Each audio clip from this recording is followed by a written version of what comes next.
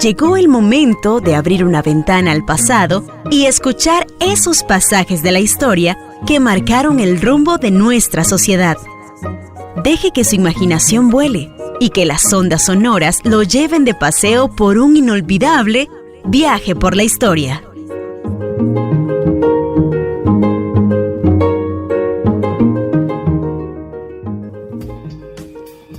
El desarrollo de las ideas social cristianas, que conduce a movimientos políticos social cristianos, emerge desde finales del siglo XIX con las posturas novedosas que adquiere la Iglesia respecto a las luchas sociales, a las luchas políticas, a las luchas socialistas, anarquistas y comunistas principalmente, y a los propios movimientos liberales del siglo XIX.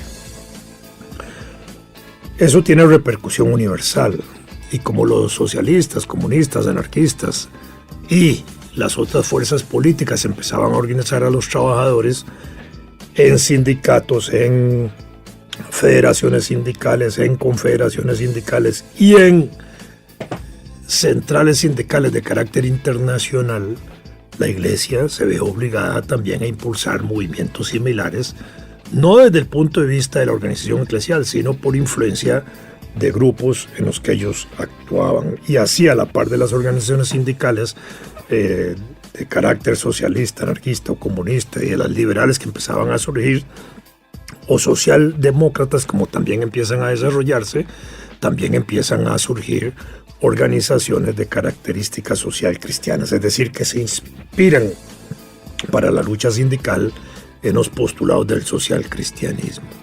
Y eso va a ser importante para todo el siglo XX y todavía parte de este siglo XXI. En el caso costarricense, el periódico La Justicia Social, a principios del siglo XX, impulsado por Rafael Ángel Calderón Muñoz, José Matías Trejos, el padre Jorge Bolio Jiménez. Este personaje, Jorge Bolio, es un sacerdote que en aquellos años se inspira justamente en estas posturas social cristianas y se identifica de tal forma que en los siguientes años va a jugar un papel muy importante en las luchas sociales del país y en los movimientos políticos emergentes de principios del siglo XX. De grandes inquietudes sociales, Jorge Bolio no solo participa en el comité editorial del periódico La Justicia Social, sino que en la década del 10 va a estar identificado también en la lucha política contra intervenciones extranjeras en Centroamérica, de manera particular contra la intervención norteamericana en Nicaragua, que se produce alrededor de 1814 hasta 1827, donde allí, contra esa intervención norteamericana en Nicaragua, se levanta un patriota nicaragüense, Benjamín Celedón, que es el que impulsa el movimiento opositor a la invasión extranjera en Nicaragua. Y frente a esa intervención extranjera en Nicaragua, se organizan movimientos de solidaridad en distintas partes de la región y en Costa Rica también. Y en Costa Rica, Jorge Bolio toma la decisión de ir a luchar a Nicaragua contra la intervención militar extranjera norteamericana. Allí sufrió heridas importantes y después en la lucha contra Tinoco, contra la dictadura de Tinoco, también volvió a distinguirse, y en esas luchas se le dio el carácter de general, aparte de sacerdote, ya era un líder político inquieto.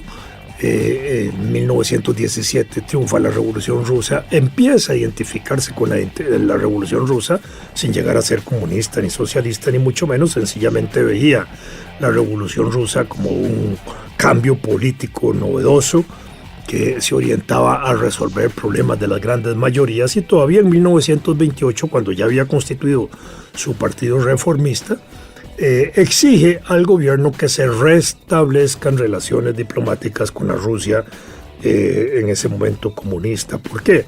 Porque Costa Rica había establecido relaciones diplomáticas con la Rusia del zar desde el gobierno de Tomás Guardia, ya por 1870, Y en ese sentido habían unas relaciones diplomáticas, aunque prácticamente inexistentes, de reconocimiento diplomático sí, pero sin haber intercambiado funcionarios. En ese momento de la Revolución Rusa, 1928, después de que Rusia había salido de una agresión internacional de casi 14 países que la habían rodeado para ver si la asfixiaban en su naciente revolución, Jorge Bolio reclama públicamente o exige públicamente al gobierno que restablezca relaciones diplomáticas con la joven Rusia, con la Rusia soviética, sin que esto logre materializarse, obviamente, ¿no? Los gobiernos en esa época, ni el de don Ricardo ni el de don Cleto, conducen a tomar decisiones en esa dirección. Y hay un alejamiento diplomático de la Rusia comunista. Por otra parte, todavía la Rusia comunista, a pesar de que estaba empezando su revolución, el nivel de relaciones diplomáticas que impulsaba era todavía leve. Ni siquiera Estados Unidos había establecido relaciones diplomáticas a finales de la década del 20 con la revolución soviética. De manera que ahí empezaban a darse esos movimientos. Jorge Bolio, inquieto,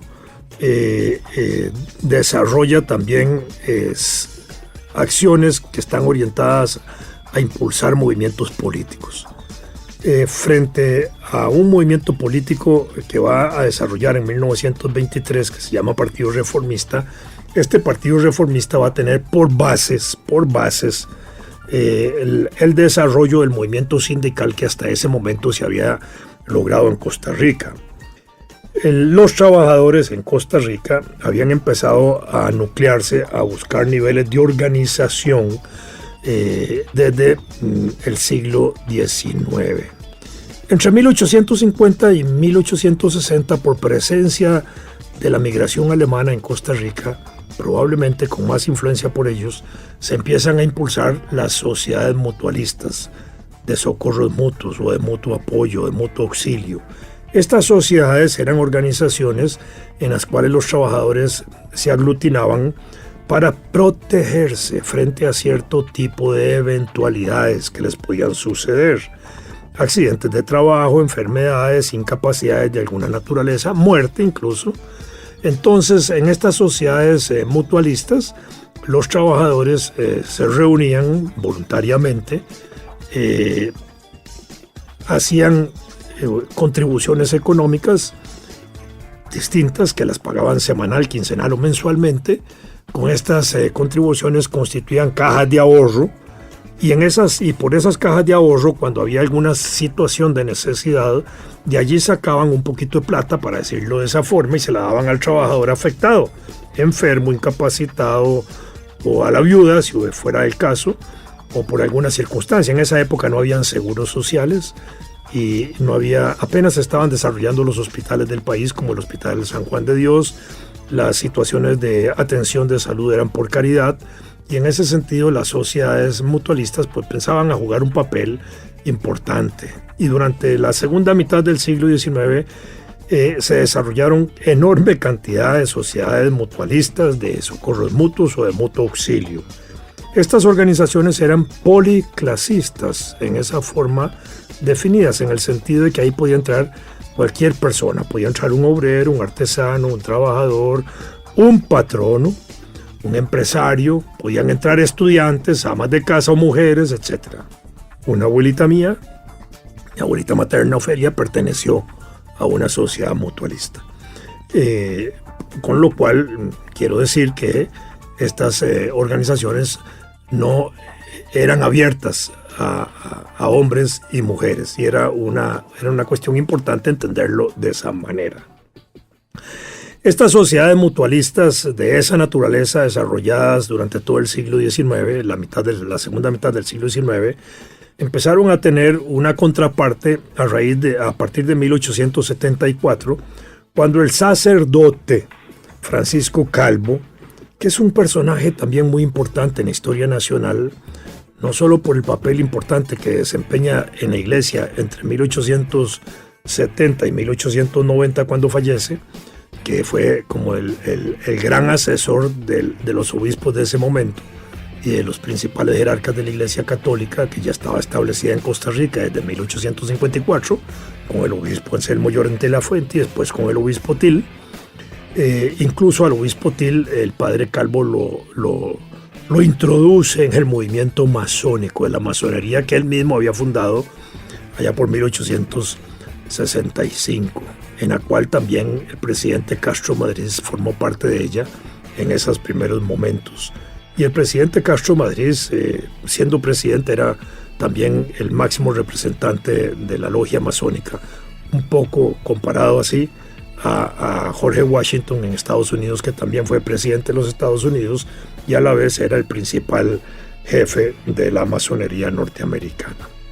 Y la masonería era un movimiento liberal importante en aquellos años, y el impulso de la masonería por un sacerdote pues le da un rasgo particular en ese sentido a Costa Rica. Pues bien, este sacerdote Francisco Calvo, que además había sido capellán del ejército de 1856-1857 durante la campaña contra los filibusteros norteamericanos, juega ese papel importante. En esa campaña, también hay que decirlo, la Iglesia participó activamente enviando sacerdotes con los distintos destacamentos militares, con los batallones que iban a participar en la guerra. Iba siempre un sacerdote. Casi una decena de sacerdotes participaron en la guerra, dando asistencia espiritual, emocional, a heridos, enfermos, y por supuesto para atender también las necesidades religiosas de los muertos, a quienes había que darles la cristiana atención o sepultura, si fuera el caso, en términos de que en esa época la Iglesia Católica era absolutamente dominante en la vida social, y la Iglesia pues juega un papel importante. El padre Calvo en 1874 empieza a desarrollar sociedades de trabajadores, sociedades de artesanos y sociedades de obreros, diferentes por su organización a las sociedades mutualistas, en donde cabían todos ellos a la vez. Aquí no, aquí solo son de trabajadores, de artesanos o de obreros. En ese sentido, uno podría decir que si las sociedades mutualistas eran policlasistas, porque ahí podía entrar todo mundo, en las otras no. Solo podían entrar artesanos a la de artesanos, obreros a la de obreros y trabajadores a la de trabajadores. Con lo cual, ese nivel de organización clasista en la Costa Rica de 1874 nos conduce también a pensar y a deducir que la sociedad costarricense para esa época ya empezaba a distinguirse en una situación de clases sociales, de diferenciación socioeconómica importante. Y se va a expresar poquito tiempo después, pocos años después, ya desde 1886 al 93, cuando se impulsa un partido primero de obreros y artesanos y luego el Partido Independiente Demócrata, desarrollado por el último rector de la Universidad de Santo Tomás, el señor Montero, y este partido empezaba a plantear una diferenciación socioeconómica y política en la sociedad costarricense en el ámbito, en el escenario de la política. Hablaba de organizar a los chaquetas, descalzos y descamisados contra el Olimpo, los que están arriba, y contra los levitas en atención al traje de distinción que se usaba para cierto ceremonial y para ciertos actos públicos. Y en la década última del siglo XIX, hasta para asistir después de 1897 a eventos sociales como ir al Teatro Nacional o algo así. Entonces ya empezaba a distinguirse la sociedad costarricense como una sociedad dividida en clases. Y así emerge esa situación. Entre 1898 y 1903, resultado de grandes cambios que empiezan a producirse en la economía nacional entre 1890 y 1912, la sociedad costarricense empieza a sufrir otro nivel de cambios a nivel de la organización económico-empresarial. Para ese periodo, 1890-1912, se desarrolla la industria en Costa Rica. Y hablamos de industria de aquella época, obviamente, comparémosla y pensémosla en términos de finales del siglo XIX y principios del siglo XX, pero aparecen las empresas textileras, aparecen las fábricas de cerveza y de gaseosas, aparecen empresas dedicadas a la producción de jabones, todo el desarrollo de la tipografía que conduce a el diarismo, empresas de imprentas que permiten que se produzcan diarios, todos los días periódicos y gran producción literaria.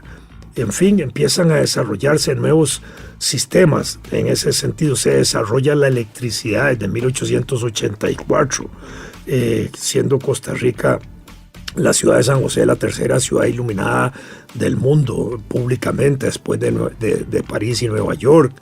Ya en 1896 tenemos electricidad pública en Cartago, en Alajuela y en Heredia, y se empieza a vender electricidad para el servicio privado. En fin, empiezan a desarrollarse transformaciones muy significativas. Toda la zona norte de la ciudad de San José, todo el barrio Amón y el barrio Aranjuez se construyen entre 1890 y 1912. Grandes edificios empiezan a construirse en la Costa Rica de aquella época. El Teatro Nacional, que termina de construirse en 1897 después de casi 8 años de construcción, con electricidad incluida. La Penitenciaría Central, lo que es hoy el Museo de los Niños, todos los edificios que están ahí en Avenida Central frente al Alemán, en esa área, son de ese periodo.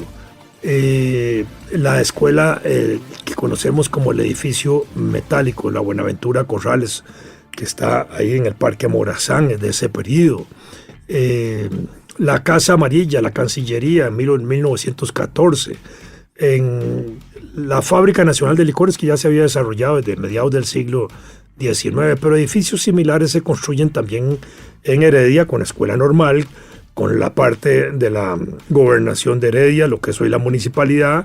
En Alajuela igual edificios grandotes, y esa transformación urbana extraordinaria empieza también a cambiar y a darle un giro nuevo a la situación particular del país, y hace que desaparezcan los talleres artesanales de trabajo y empiecen a aparecer las pequeñas y medianas y grandes empresas.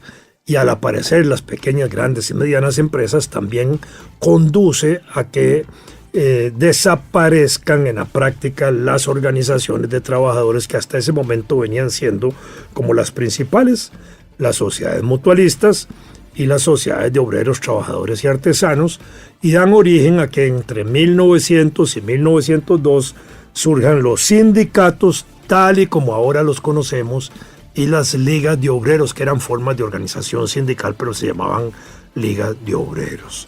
Desde esa época hasta hoy existen los sindicatos, y existían los sindicatos independientes. Entre sí, no había una federación de sindicatos donde se aglutinaran sindicatos. Eran grupos que, de la misma manera como habían surgido las sociedades mutualistas y las sociedades de trabajadores, así surgían también los sindicatos.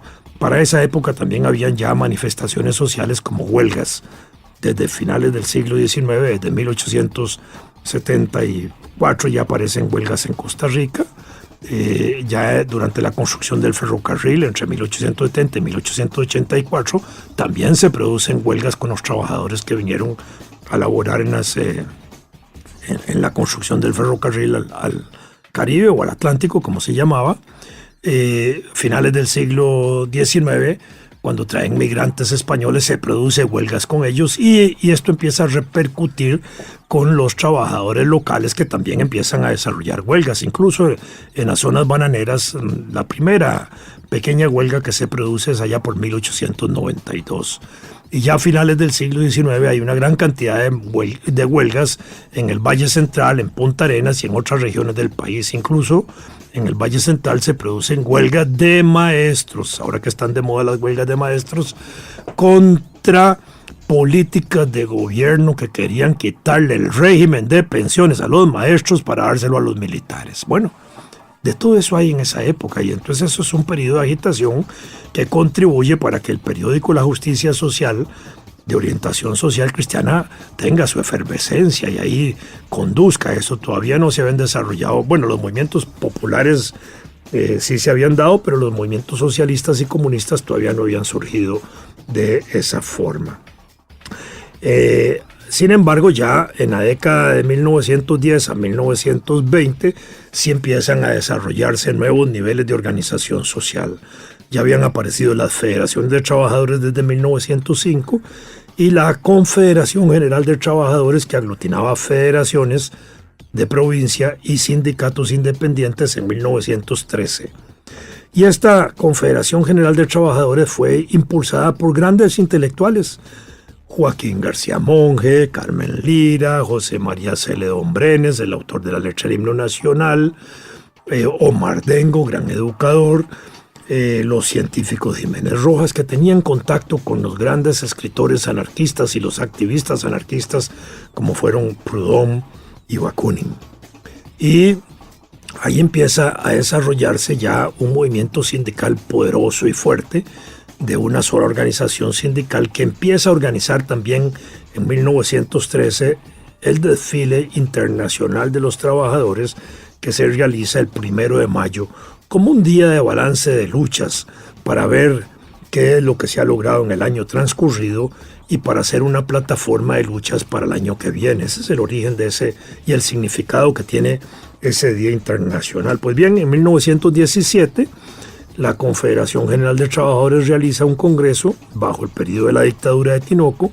En ese congreso acuerda no participar en política, despolitizarse, llamar a los trabajadores a no participar en política, quizás decepcionados por el golpe de Estado o por la situación política del momento, y en ese tanto se abstraen. La lucha política contra la dictadura conduce a su caída, obviamente, y participan los trabajadores también, y durante el periodo de la dictadura hubo huelgas importantes en el país.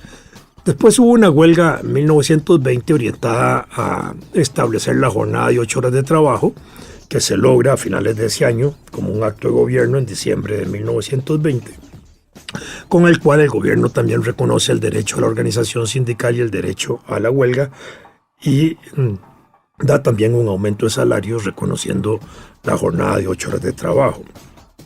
1923, la Confederación General de Trabajadores realiza su segundo congreso y acuerda participar en política. Es decir, que los trabajadores sí deben preocuparse de lo político y de la política. Y en ese sentido, el padre Bolio, que ya era una persona distinguida, participando del Congreso Obrero, impulsa la gestación del llamado Partido Reformista. Este partido reformista abanderó causas sociales, causas de los trabajadores. Fue una respuesta también a un intento de partido socialista que había impulsado el doctor Aniceto Montero en 1919, que ese sí era un partido de características comunistas, defensor de la Rusia soviética, defensor y alabador del gran líder soviético Lenin, etc. Entonces ya empezaban a desarrollarse movimientos de esta naturaleza en el país, y Jorge Bolio fue una especie de reacción también a ese movimiento socialista que empezaba a tomar fuerza en el país. El Partido Reformista prácticamente existió desde 1923, que se funda, hasta 1934, y todavía hasta el 36 se mencionan a veces elementos del Partido Reformista. Pero tiene un activismo político importante en la década del 20, donde incluso llega a elegir diputados, entre ellos a Julio Padilla, que era un dirigente sindical muy importante, y a él y al Partido Reformista se le debe la promulgación de la Ley de Accidentes de Trabajo en 1925, que era una ley que venían luchando los campesinos desde 1908. Y habían tenido muchas dificultades para que se les aprobara, pero cuando hay una fracción reformista de diputados se logra, en ese sentido, impulsar esa ley. Esa ley tuvo obstáculos en el Congreso, especialmente de un diputado llamado León Cortés Castro, que la objetó bastante y hizo que fuera una ley limitada, casi a trabajadores urbanos nada más, cuando los que la necesitaban más eran los trabajadores agrarios. Pero aún así ya se había adoptado la Ley de Accidentes de Trabajo, y por establecida pues quedaba en perspectiva la lucha por irla ampliando poco a poco, y eso ya era una conquista. Esa fue una de las cosas más importantes que logró el Partido Reformista. 1928 el Partido Reformista entra en crisis política porque terminan dándole la adhesión al gobierno. Ya habían dado el gobierno de Ricardo Jiménez, ya le habían dado apoyo, y en esa lucha de identificación con las estructuras de gobierno entra en crisis frente al movimiento popular, y en el año 28, en medio de la crisis internacional que afecta a todo el mundo, de la depresión de 1929, técnicamente el Partido Reformista se debilita, surge la Unión General de Trabajadores como un movimiento más fuerte, superando a la vieja Confederación General de Trabajadores que había desaparecido con el Partido Reformista. Y esta Unión General de Trabajadores, en medio de la crisis, junto con otros movimientos políticos de la época, conduce después, en 1931, a fundar el Partido Comunista. Y al fundarse el Partido Comunista, este partido se enfrenta radicalmente al Partido Reformista y culmina ese enfrentamiento en un debate que tienen Jorge Bolio y Manuel Mora, fundador del Partido Comunista, en 1934. Y el Partido Reformista prácticamente desapareció del escenario político. Ahí surgió el Partido Comunista, pero ese Partido Reformista se constituye a partir de ese momento en una base que va a dar origen posteriormente al llamado Partido Socialdemócrata y a Liberación Nacional y a los llamados Partidos Social Cristianos de Costa Rica.